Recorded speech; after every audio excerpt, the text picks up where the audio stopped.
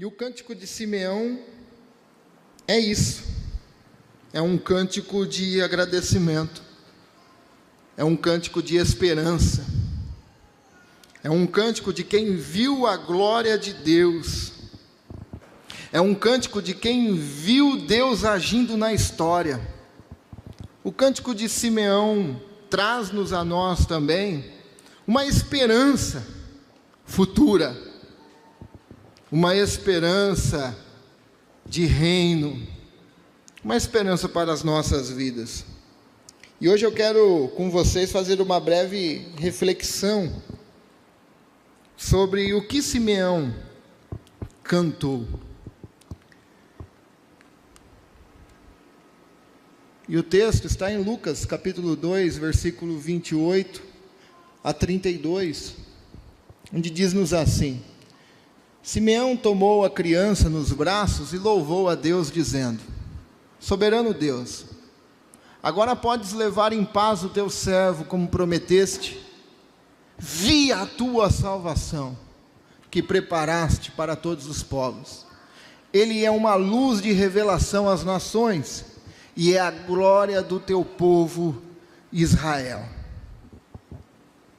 Soberano Deus, agora podes levar em paz o teu servo, como prometeste. Vi a tua salvação, que preparaste para todos os servos. Ele é uma luz de revelação às nações, e é a glória do teu povo Israel. Amém. Feche os olhos, Pai, em nome de Jesus. Ministra a tua palavra em nossos corações, Senhor. Fala conosco nesta noite, precisamos ouvir a tua voz. Em nome de Jesus, amém. Nós temos falado sobre os cânticos, e nós falamos sobre o cântico de Maria, sobre o cântico de Zacarias. Nós temos meditado nesses cânticos no Evangelho de Jesus Cristo, segundo escreveu Lucas. Semana passada nós falamos sobre o cântico dos anjos. Bom, nós temos visto que o louvor, a gratidão, a exaltação ao Senhor, tudo relacionado à vinda do nosso Senhor e Salvador Jesus Cristo. E com Simeão não foi diferente. Quando Simeão pegou esse menino nos braços, ele contemplou assim a salvação que o Senhor havia enviado a Israel, a glória de Israel, e também contemplou a salvação a todos os povos. Simeão, quem era Simeão? O versículo 25 vai nos dizer que este homem era justo e devoto. A Bíblia não vai nos dizer qual era o ofício de Simeão. A Bíblia não vai nos dizer do poder aquisitivo de Simeão. A Bíblia não vai nos dizer qual era a descendência de Simeão. Não, a Bíblia somente diz que naquela época vivia em Jerusalém um homem chamado Simeão. Ele era justo e devoto, e esperava ansiosamente pela restauração de Israel. Esse homem era justo, e isso diz respeito à sua conduta com os homens. Isso diz respeito que doía nele a injustiça praticada com os outros.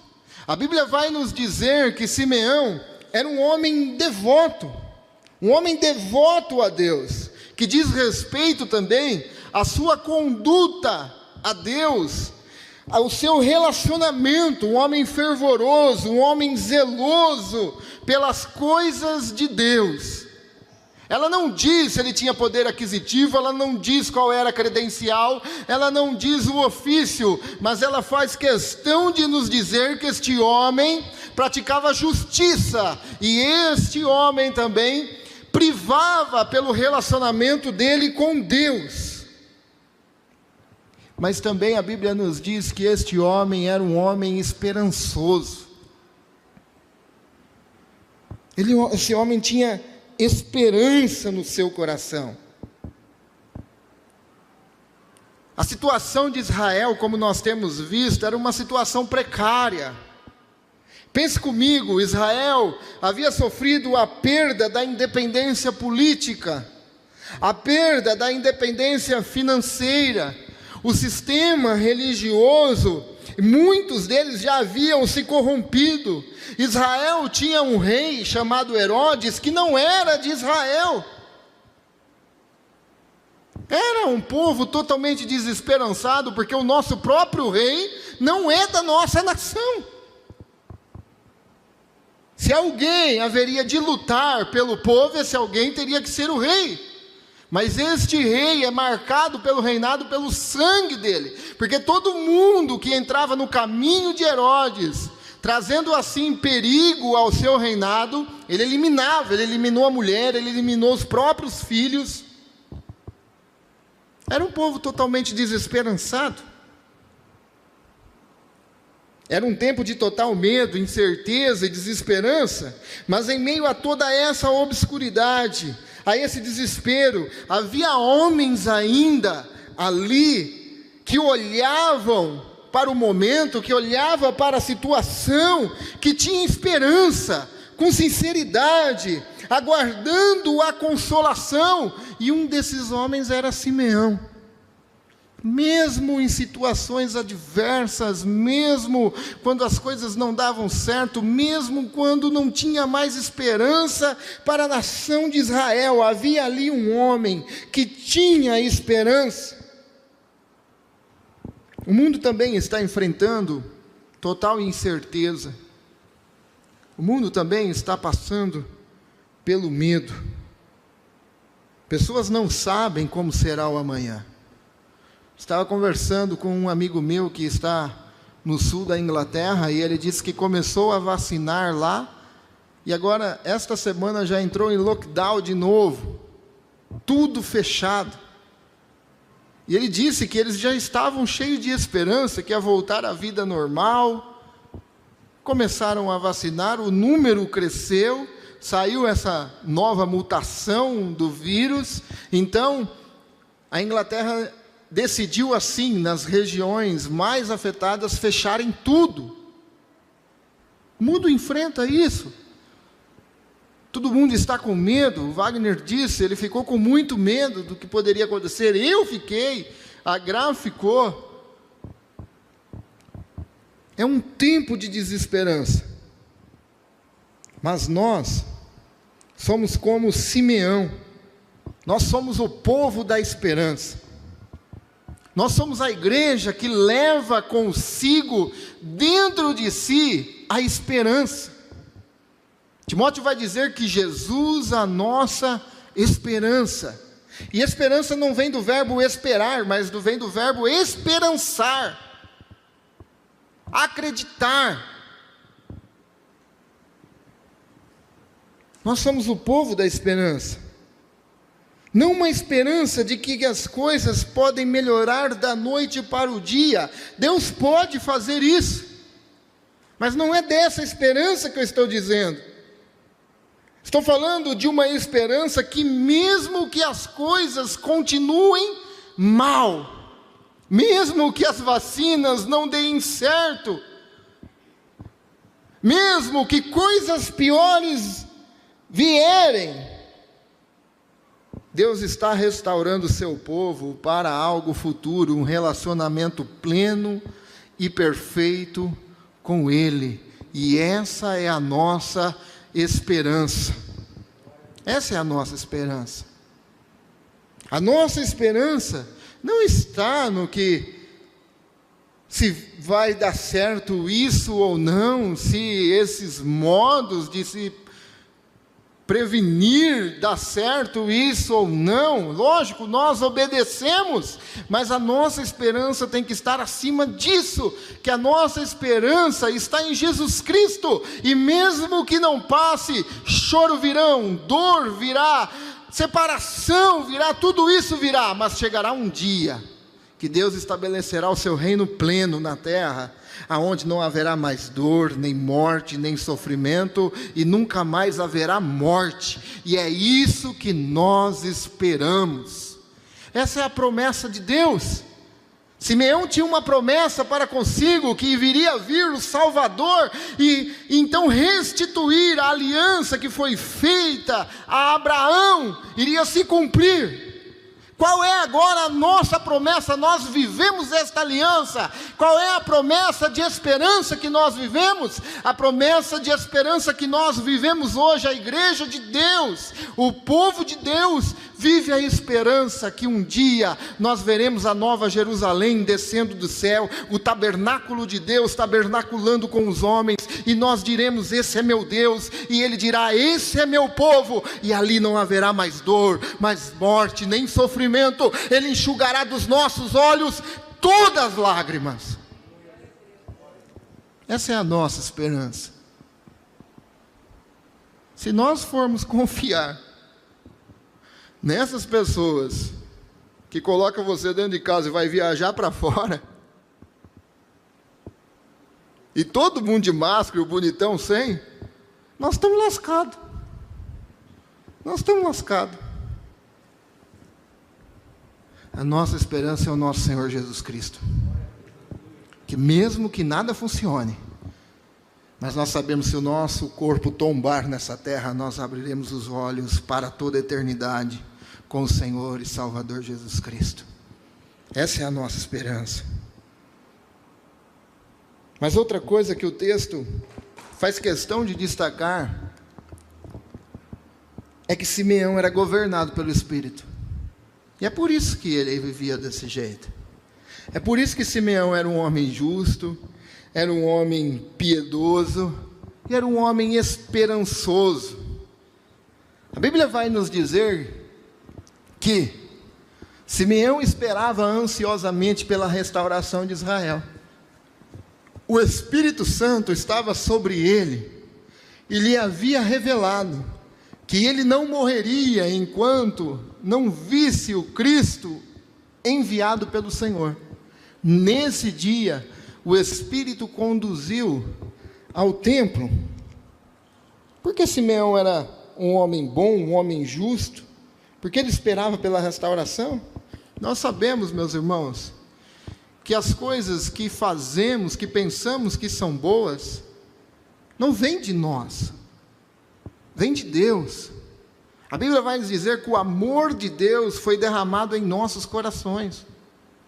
E tudo o que fazemos então, seja nas primícias, na ajuda aos outros irmãos, na ajuda às pessoas, na entrega de um brinquedo, não é nosso. Não é nosso. É Deus que nos move a fazer as coisas. Porque a nossa natureza é apenas somente para fazer desobedecer tudo aquilo que Deus pediu para obedecer. Nossa natureza é caída. Mas o texto deixa claro a nós que Simeão era o que era, porque o Espírito Santo estava sobre ele. Simeão vivia debaixo do Espírito. A Bíblia vai nos dizer que o Espírito Santo estava sobre Simeão. Simeão tinha um Espírito sobre ele. Um privilégio para esse homem que antes do Pentecoste, eram apenas algumas pessoas que tinham um Espírito sobre ele. Simeão era um homem privilegiado. O Espírito era derramado apenas em algumas pessoas antes do Pentecoste. E por isso Simeão tinha uma conduta justa para com o próximo. Por isso que Simeão tinha uma vida devota para com Deus. Nos mostrando então que todas as nossas atitudes, que aparentemente aos outros são feitas por nós, não, todas as nossas atitudes são geradas por Deus e para a glória de Deus. Não é para a glória do homem, não é para a glória da pessoa que faz.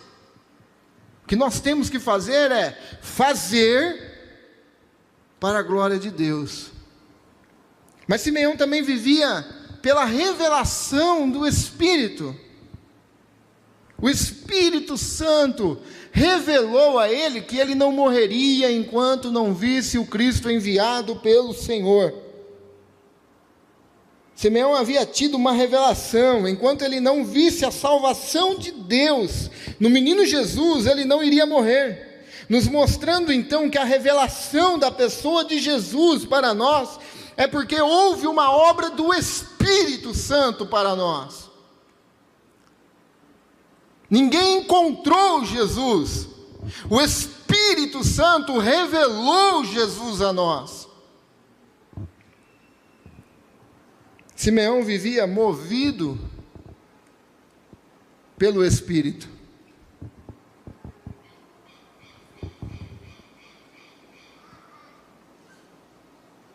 Nesse dia, o Espírito o conduziu ao templo.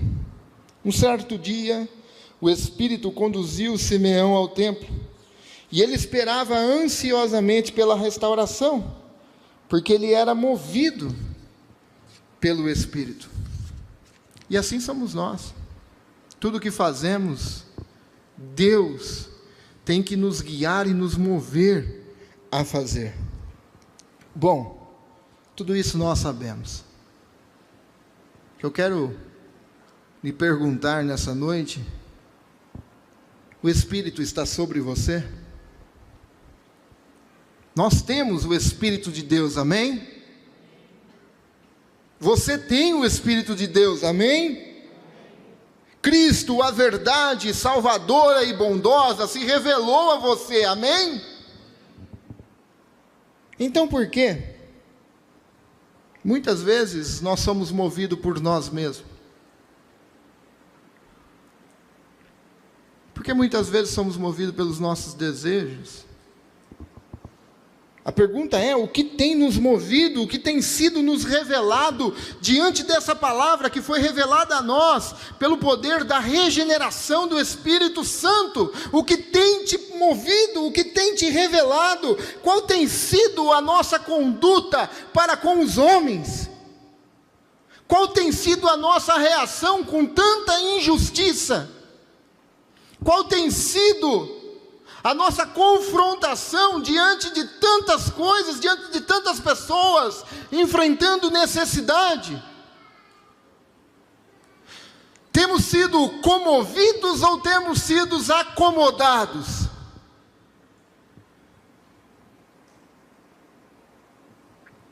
Será que as necessidades dos outros não têm nos incomodado? Será que nós ficamos assim indignados com tanta injustiça que está por perto de nós? E qual tem sido a nossa devoção a Deus? Como tem sido o seu 2020 de devoção a Deus? Estatisticamente, depois de uma pesquisa feita em muitas igrejas, a média de igreja é que 48% deixaram de participar de uma comunidade nessa pandemia. Alguns trocaram de igreja. Outros não vão mais frequentar nenhuma igreja.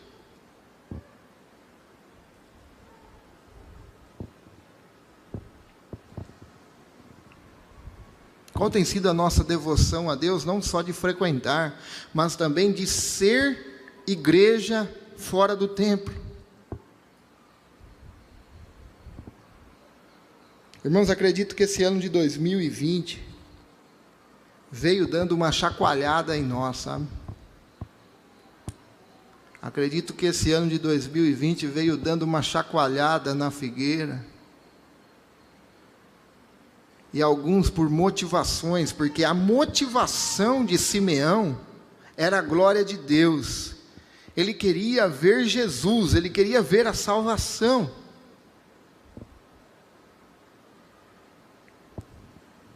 E muitas pessoas com motivações acabaram ficando pelo caminho. E você vai ver no fim desse texto até, que o doutor Lucas nos diz: este menino está destinado a provocar a queda de muitos em Israel, mas também a ascensão de outros. Foi enviado como sinal de Deus, mas muitos resistirão a ele. Como resultado, serão revelados os pensamentos mais profundos dos muitos corações, e você sentirá como se uma espada lhe atravessasse a alma. Acredito que esse ano de 2020 foi isso, como uma espada separando as coisas. Porque diante desse Deus, diante de Jesus Cristo, a neutralidade é impossível. Diante de Jesus, ficar neutro é impossível. Então, esse 2020 a gente vimos muitas coisas acontecendo, organizando, reorganizando. Isso foi comigo, deu uma chacoalhada em mim, eu precisei reorganizar algumas coisas que estavam dentro de mim, e eu dou graças a Deus por isso, que mesmo no sofrimento, o salmista diz assim, foi-me bom ter passado pelas aflições, porque quando passei, aprendi os seus estatutos. E esse 2020 veio para isso,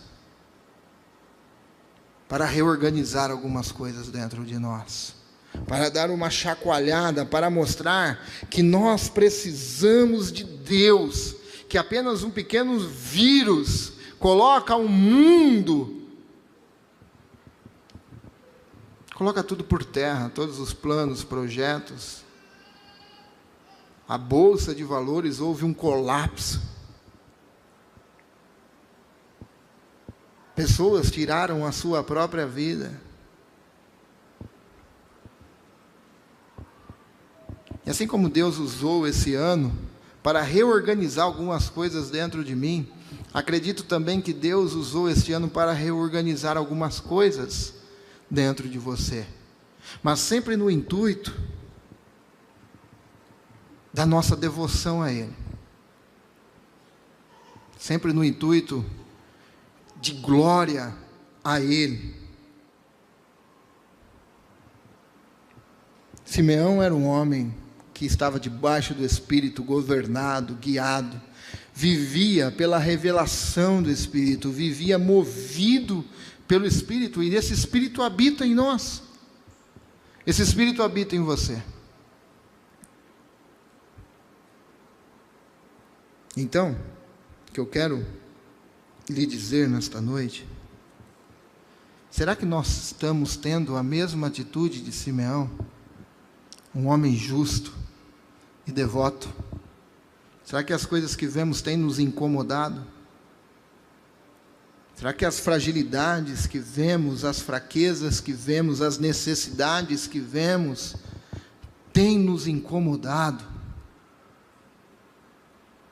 E será que a nossa vida tem sido totalmente devota a Deus? Eu não estou falando que você tem que ficar de 24 horas de joelho e lendo a Bíblia. Eu estou falando que você está trabalhando, você está numa vida de devoção a Deus, levando o nome de Deus para a glória de Deus naquele lugar. Será que nós temos vivido assim? Mas Simeão então vai ao templo guiado pelo Espírito, e também naquele dia Maria e José levou o menino para apresentar a Deus. E Simeão então pegou o menino Jesus e o louvou a Deus naquela hora. Por que Simeão louvou a Deus? Soberano Deus, agora podes levar em paz o teu servo, como prometeste. Eu vi a tua salvação. Simeão nos dá algumas lições dentro deste cântico. E a primeira lição que eu vejo neste cântico é que diante de Jesus nada mais importa. Quando nós encontramos com Jesus, nós temos que abrir mão do nosso eu, da nossa vontade, de tudo aquilo dos nossos planos, que Deus não faz parte desses planos. Tudo aquilo que temos diante de Jesus, quando Cristo nos encontra, nada disso mais tem valor, porque a importância está na salvação de Deus. Diante da revelação maior, Simeão pega o próprio Verbo nos braços, ele se sente em paz para, a partir dessa vida, diante da pessoa de Cristo, todos os nossos medos, as nossas incertezas, temores e insegurança se calam diante desse Deus Todo-Poderoso, e nós ficamos em paz. Diante de Jesus, todos os nossos planos e projetos que não estão relacionados a Ele, nada disso mais importa. O próprio apóstolo Paulo disse em Filipenses: circuncidado ao 8º dia, da tribo de Benjamim, são fariseus, eu também. E ele narra ali a sua história e diz assim: tudo isso considerei como esterco, como perca, para que assim ganhe o crescimento do Evangelho, para assim que ganhe ainda mais conhecimento de Jesus Cristo. Diante de Jesus, nada mais importa. Ele esperava por esse momento. Essa era a motivação de Simeão. Tudo girava em torno de Deus, da salvação, da glória de Israel, e a glória de Israel é o próprio Deus. A pergunta para nós nesta noite é: o que tem nos movido? Qual é a razão de dedicarmos tantas coisas? Qual o motivo de estarmos aqui nessa noite? Qual o motivo de tudo o que fazemos? Seja em casa, seja em nosso lar, seja no trabalho, ou no departamento da igreja, ou aqui pregando, qual é a motivação que nós fazemos as coisas? Qual é a minha motivação? Qual é a sua motivação?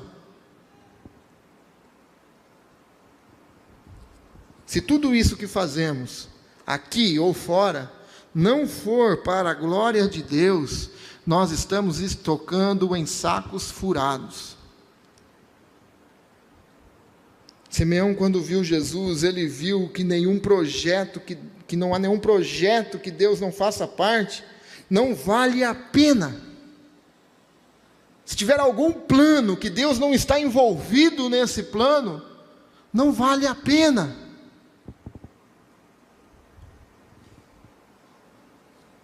Qual é o sentido de nós fazermos as coisas? Tudo que fazemos, quer comamos, quer bebamos, façamos tudo para a glória de Deus. E diante de Jesus,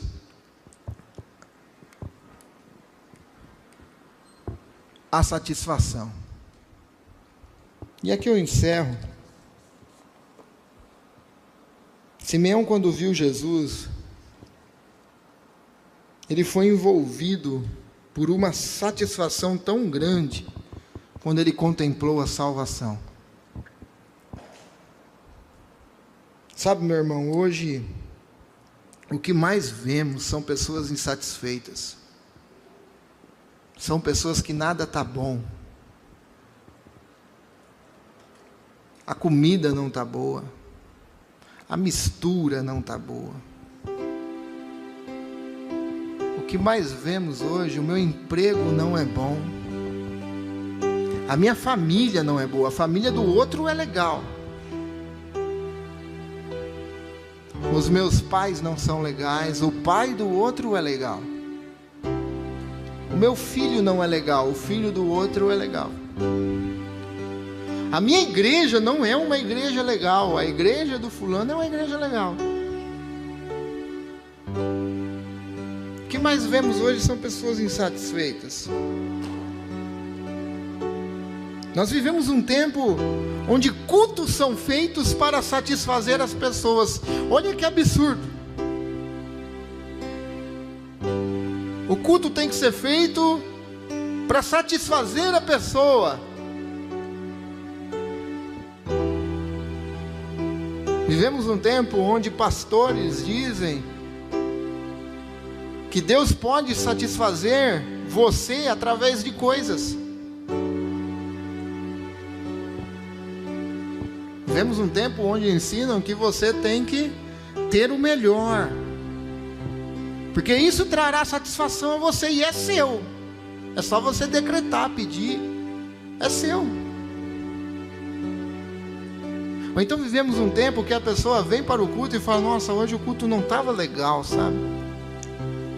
Porque ele não foi satisfeito, não sentiu um arrepio.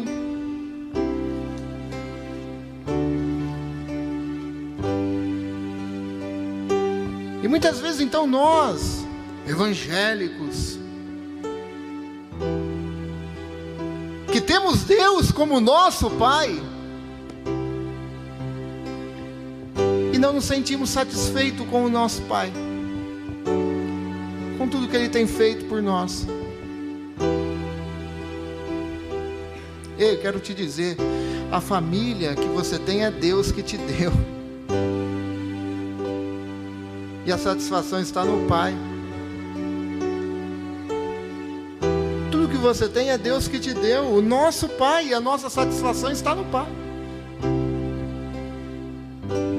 Eu não posso dizer para você que Deus pode te dar coisas para satisfazer você. Não, eu não posso dizer, porque Deus é a nossa satisfação, e não as coisas que Ele nos dá. Ele nos dá porque Ele é bom, Ele é benigno, a tua benignidade dura para sempre, é por isso que Ele faz.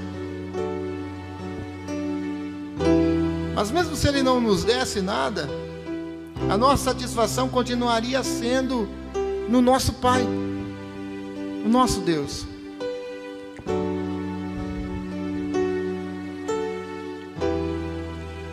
E as coisas estão tão feias,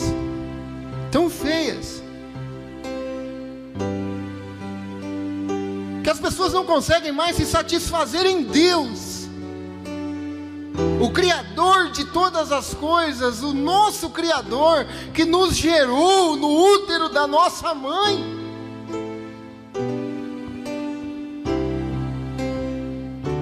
E as pessoas buscam então se satisfazer em tantas outras coisas.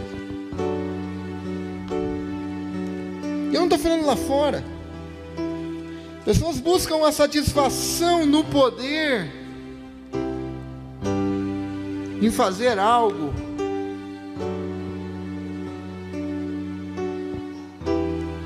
Ou então a grama do vizinho é mais verdinha, é mais legal. A esposa, o esposo do outro é mais legal e mais bonito, e nada está bom. É porque nós perdemos então o foco que Simeão teve. Olha, nada mais importa, porque eu vi a tua salvação.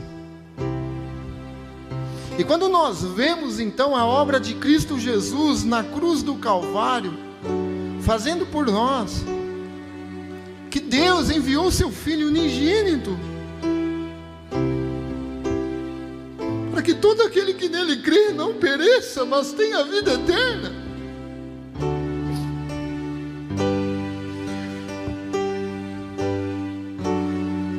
Isso tem que gerar em nós uma satisfação em Deus, independente das coisas virem ou não, independente se acontecer coisas aparentemente ruins, a minha satisfação está em Deus,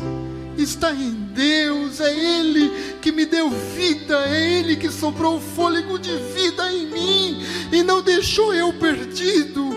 Ele enviou seu Filho para nos salvar.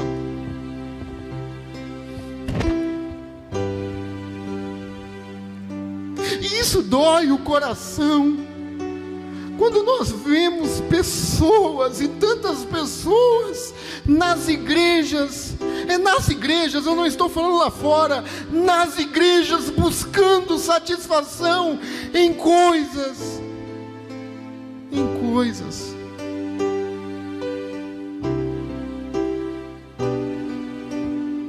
Nada pode ocupar o nosso coração, senão Deus, o nosso Senhor Jesus Cristo. Somente Ele. Somente Ele. Sabe por que muitas pessoas ainda não conseguem agradecer a Deus por esse ano? Eu sei que é difícil, nós somos humanos, muitas pessoas perderam seu ente querido. Eu sei que é difícil. O mais difícil, muitas vezes nós não nos esquecemos que nós somos cristãos, nós nos esquecemos que somos humanos, e o humano sofre, se entristece, sente dor. Nós somos assim. Eu passei por isso esse ano. Tive momento que eu pensei, vou deixar tudo. Nós somos assim. Eu pensei, você pensou. Mas quando nós olhamos para a cruz do Calvário, nós vemos o Filho bendito de Deus, o Cordeiro imaculado que tira o pecado do mundo. Nós vemos aquela ovelha muda que foi levado ao matadouro. Quando nós olhamos para a cruz do Calvário, naquele momento nós falamos, Deus, eu sou assim mesmo, e o Senhor sabe, não adianta eu me esconder. O Senhor sabe, Senhor, que na hora eu penso largar tudo, eu penso, Senhor, o Senhor sabe disso.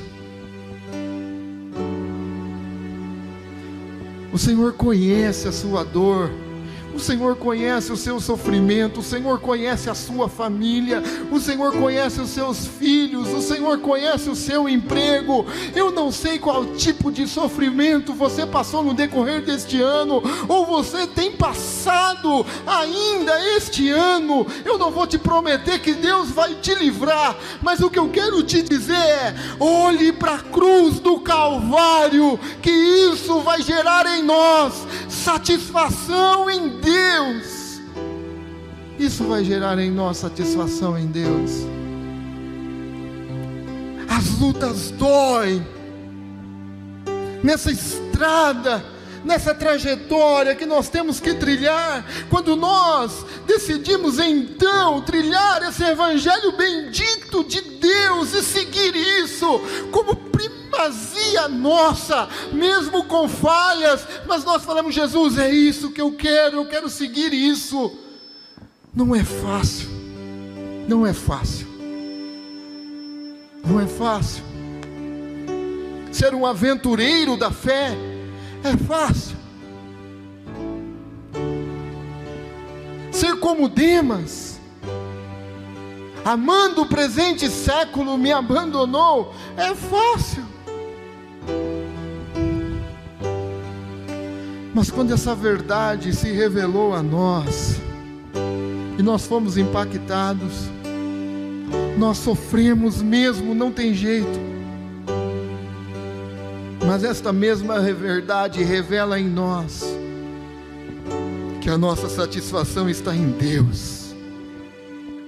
Mesmo que nesse mundo nós passamos por aflições, dor que ninguém conhece, dor que ninguém sabe, dor que você não consegue dizer.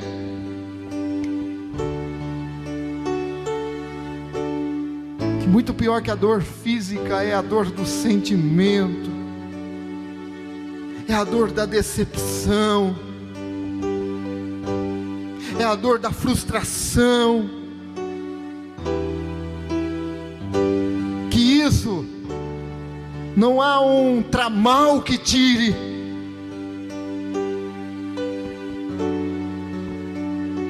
Não há uma morfina que tire.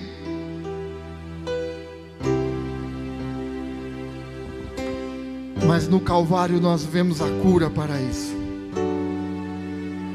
No Calvário nós vemos o reino de Deus se manifestando a nós e trazendo paz, alegria e gozo no Espírito. É no Calvário que nós vemos isso. Então eu quero encerrar nesta noite orando a Deus, agradecendo a Deus. Eu sei, você pode falar assim, mas foi tão difícil. É isso mesmo, não foi só para você não, foi para mim também. Mas eu aposto e ganho que no deserto você experimentou a provisão de Deus, que no deserto você recebeu a visita de Deus, o cuidado de Deus estava sobre você, mesmo em momentos tão difíceis.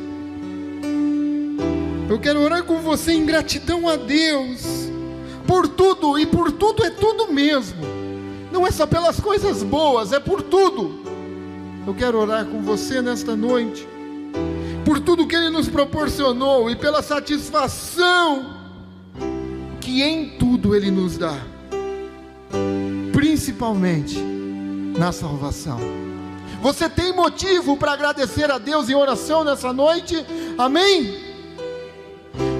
Mesmo que neste ano não se concretizou algum projeto seu, agradeça a Deus, porque Ele sabe o que Ele faz. Ele sabe o que Ele faz. Eu já disse aqui, uma das visitas que eu recebi no hospital, eu estava num momento tão ruim ali,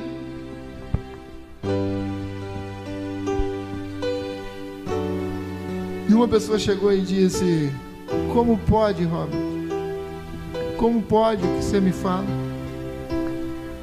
Você tinha orado por um irmão, estava voltando da oração de um irmão, e acontece isso com você? E não foi eu. Deus tomou a minha boca ali e disse: eu não sei o porquê, mas eu sei que Deus tem um plano para tudo. Para tudo, eu não sei. E não foi eu. Porque se eu fosse falar ali, eu ia falar: também não sei. Mas nesse momento Deus encheu o meu coração com uma satisfação em Deus. Em Deus. E é no deserto que nós experimentamos a provisão de Deus. É lá no deserto que Deus prepara palmeiras com sombra. É lá no deserto que Ele tem ribeiro no Querite. É lá no deserto que Ele manda corvo para sustentar o teu servo. É lá no deserto que Ele visita um casal e fala para eles: olha, de ti sairá uma grande nação. É lá do deserto. É lá no deserto. Vamos agradecer a Deus. Feche os olhos comigo, vamos orar. Agradeça a Deus, agradeça. Pai, em nome de Jesus, Senhor, em nome de Jesus eu quero te agradecer. Eu quero somente te agradecer nesse momento, te agradecer pelo teu cuidado na minha vida, o teu cuidado pela minha família, o teu cuidado pela minha esposa, o teu cuidado pelos meus filhos, o teu cuidado, Senhor.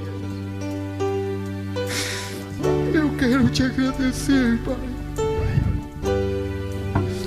Eu quero te agradecer que mesmo em momentos difíceis, Senhor, eu pude desfrutar da bênção presente do Senhor. Eu quero te agradecer, Senhor, pela minha família. Eu quero te agradecer pela família que o Senhor me deu. Eu quero te agradecer, Senhor, pelos livramentos que o Senhor me deu. Eu quero te agradecer por aquilo